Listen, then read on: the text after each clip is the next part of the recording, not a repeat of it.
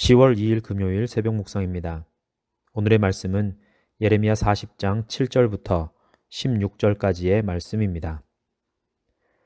들에 있는 모든 지휘관과 그 부하들이 바벨론의 왕이 아히감의 아들 그다랴에게 그 땅을 맡기고 남녀와 유아와 바벨론으로 잡혀가지 아니한 빈민을 그에게 위임하였다 함을 듣고 그들 곧 느다냐의 아들 이스마엘과 가랴의 두 아들 요하난과 요나단과 단후메의 아들 스라야와 느도바 사람 에베의 아들들과 마아가 사람의 아들 여사냐와 그들의 사람들이 미스바로 가서 그다랴에게 이르니 사반의 손자 아히감의 아들 그다랴가 그들과 그들의 사람들에게 맹세하며 이르되 너희는 갈대아 사람을 섬기기를 두려워하지 말고 이 땅에 살면서 바벨론의 왕을 섬기라.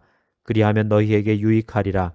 보라, 나는 미스바에 살면서 우리에게로 오는 갈대아 사람을 섬기리니 너희는 포도주와 여름 과일과 기름을 모아 그릇에 저장하고 너희가 얻은 성읍들에 살라 하니라.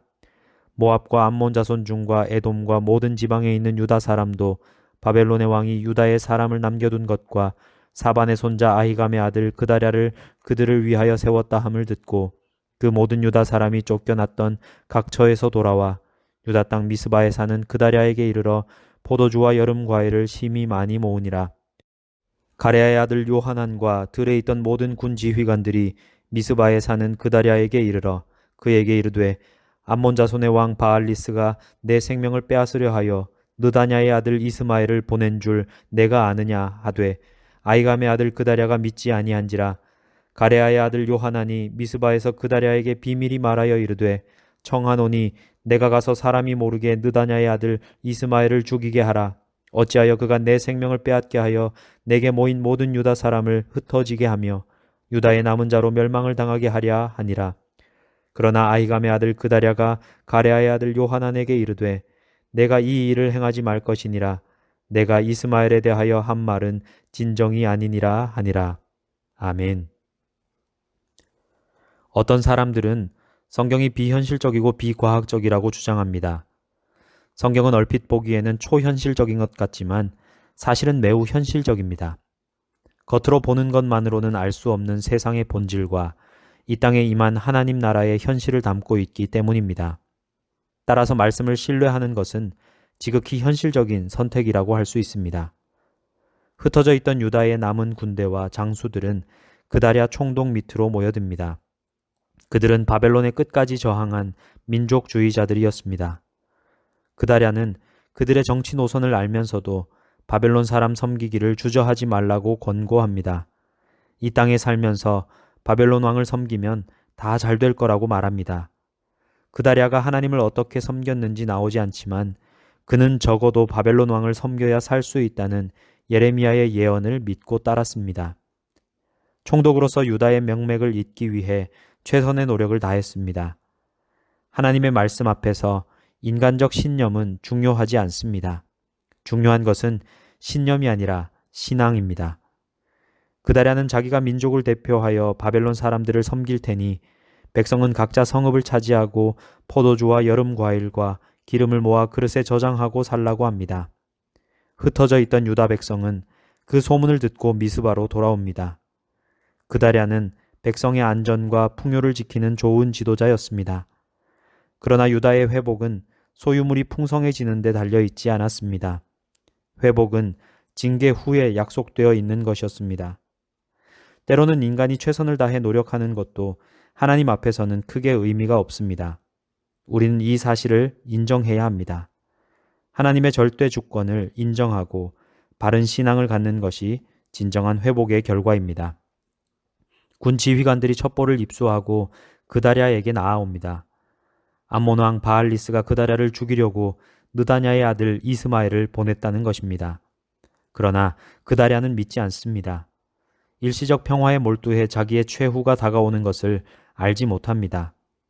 현실의 안정감을 누리는 것 자체는 죄가 아닙니다. 그러나 심히 많이 쌓인 포도주와 여름 과일과 기름과 막강한 바벨론의 권세를 의지한 탓인지 그다랴의 눈과 귀가 둔해진 듯합니다. 그는 마땅히 주의 깊게 들어야 할 말을 무신경하게 흘려들었습니다. 현실적으로 본인과 민족의 안전과 풍요를 위해 선택한 길에서 정작 현실 감각을 잃어버린 것입니다.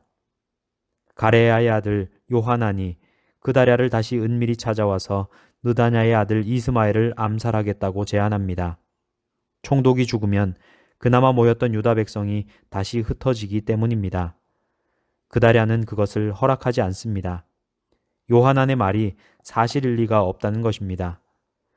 강력한 바벨론의 권세가 총독인 자신을 비호하고 있는데 감히 암몬 왕의 암살자 따위가 자기를 해치겠냐고 생각했을 것입니다. 그다랴의 겉모습은 겉으로 보이는 현실만 의지해 살아가는 삶이 사실은 얼마나 불안정한지를 보여줍니다. 마땅히 섬겨야 할 하나님을 섬기지 않으면 귀가 닫혀 마땅히 들어야 할 말을 듣지 못하고 맙니다. 살아계신 하나님의 말씀에 순종하는 것은 내세의 유익뿐 아니라 하나님의 백성에게 실제로 유익을 줍니다. 하나님은 우리 눈에 보이는 세상과 보이지 않는 세상 모두를 다스리기 때문입니다. 우리가 가질 참된 현실 감각은 하나님의 말씀 안에 있습니다.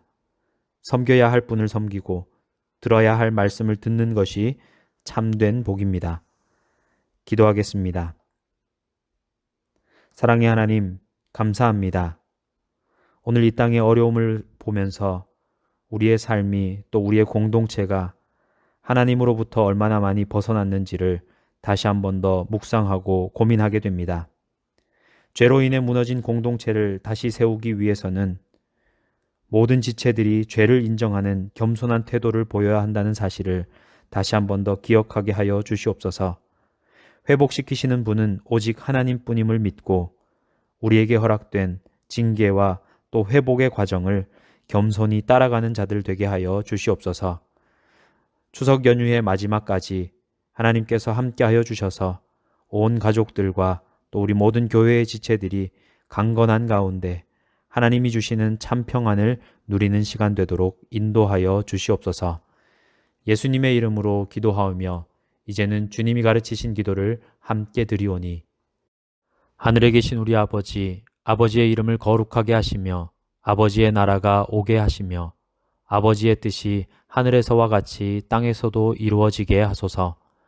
오늘 우리에게 일용할 양식을 주시고 우리가 우리에게 잘못한 사람을 용서하여 준 것 같이 우리의 죄를 용서하여 주시고 우리를 시험에 빠지지 않게 하시고 악에서 구하소서.